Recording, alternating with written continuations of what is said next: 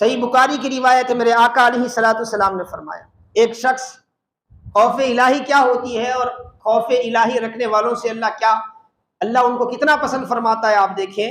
صحیح بخاری کی روایت ہے، ایک شخص جو ہے اسے اپنے اعمال کی وجہ سے بدگمانی پیدا ہو گئی، ڈرنے لگا، تو اس نے اپنے لوگوں کو بلا کر وصیت کی، گھر والوں کو بلا کر وصیت کی کہ جب میں مر جاؤں نا مجھے کیا ہے جلا دینا، جلا کر جب میری خاک تیار ہو جائے تو اس خاک کو کسی گرمی والے دن جب ہوا نہ ہو ایسے وقت کیا ہے سمندر کے پانی میں بہا دینا۔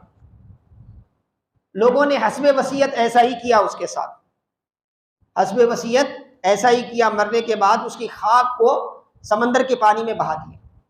وہ اپنی دانش میں سمجھتا تھا کہ ایسا کرنے سے وہ بچ جائے گا، لیکن اللہ قادر مطلق ہے، انسان کسی حالت میں بھی رہے اگر وہ ایسا قادر ہے کہ دوبارہ اس کو زندہ کرے گا، حساب و کتاب ہوگا۔ اسی لیے قبر کا عذاب حق ہے، قبر کے سوالات و جوابات حق ہے۔ انسان کسی حالت میں مرے، سمندر میں ڈوب کے مرے، جانور کھا لے اس کو، فضا میں بکھر جائے، اس کے ذرات کا بھی پتہ نہ چلے، تب بھی عالم برزخ میں اس کی ایک اپنی زندگی ہے، وہاں سوالات و جوابات ہوں گے۔ تو اب اللہ تبارک و تعالیٰ نے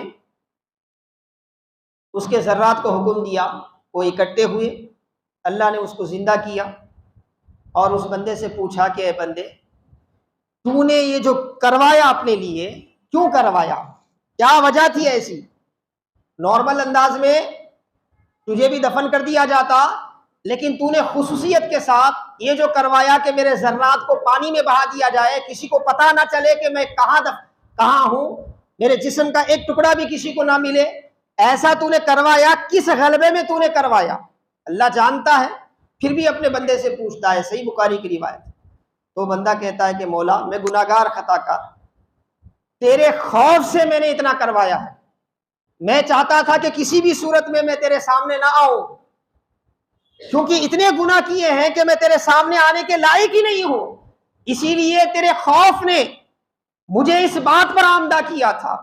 تو اللہ تعالیٰ پیارے آقا فرماتے مسکراتا ہے، مسکرا کر فرشتوں سے کہتا ہے کہ اے فرشتوں اس کو جنت میں لے جاؤ، کیونکہ میرے خوف میں مبتلا ہو کر اس نے ایسا کیا ہے، اس لیے میرے خوف کی وجہ سے میں اسے معاف کر دیتا ہوں، میرے خوف کی وجہ سے اسے معاف کر دیتا ہوں۔ تو خوف الہی بہت بڑی نعمت ہے اور اسی سے انسان راہ راست پر رہتا ہے۔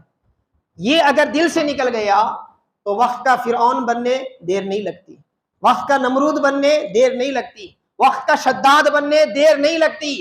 حاضرین محترم عزیزان گرامی، سارے گناہوں کی جڑ یہ ہے کہ انسان کے دل سے اللہ کا خوف نکل جائے۔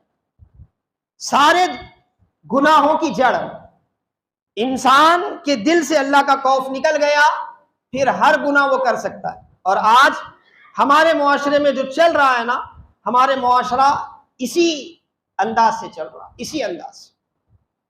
لیکن جو بندے خوف الہی میں مبتلا ہو کر اپنی زندگی گزارتے ہیں، اللہ پاک ان کے اعمال کو محفوظ رکھتا ہے، ان کے دامن محفوظ ہوتے ہیں گناہوں سے، اللہ انہیں توفیق دیتا ہے خیر کے کاموں کی، وہ اچھائی کی طرف مائل ہوتے ہیں۔ حاضرین محترم عزیزان گرامی، ایک بات یاد رکھیں، خوف الہی کیسے پیدا کیا جا سکتا ہے؟ خوف الہی پیدا کرنے کی ایک ہی صورت ہے، وہ یہ ہے کہ قرآن میں اللہ نے اپنے بارے میں جو کچھ بیان کیا اس کو جانا جائے، اس کو سمجھا جائے، بار بار اس کو پڑھا جائے، سنا جائے۔ لیکن ہمارے پاس سب سے بڑی کمزوری یہ ہے کہ قرآن پڑھنا، قرآن سمجھنا، قرآن کی تفسیر، قرآن کا درس جب ہوتا ہے تو سب سے پہلے ہم بھاگتے، سب سے پہلے بھاگتے۔ حالانکہ بھاگنے والوں میں بہت سے ایسے ہیں جنہیں ضرورت ہے بیٹھ کے سننے سمجھنے کی۔ اللہ تعالیٰ نے اپنی ذات کے حوالے سے قرآن میں صاف طور پہ بیان کر دیا کہ وہ کیسی شان والا ہے، اس کی کیا قدرت ہے، اس کی کیا طاقت ہے۔ جب وہ چیزیں پیش نظر ہوتی ہیں تو خدا کی قسم خوف الہی دل میں ہوتا ہے، خوف الہی ہوتا ہے تو بندہ جو ہے ہر ایک گناہ سے کیا ہے باز آتا ہے۔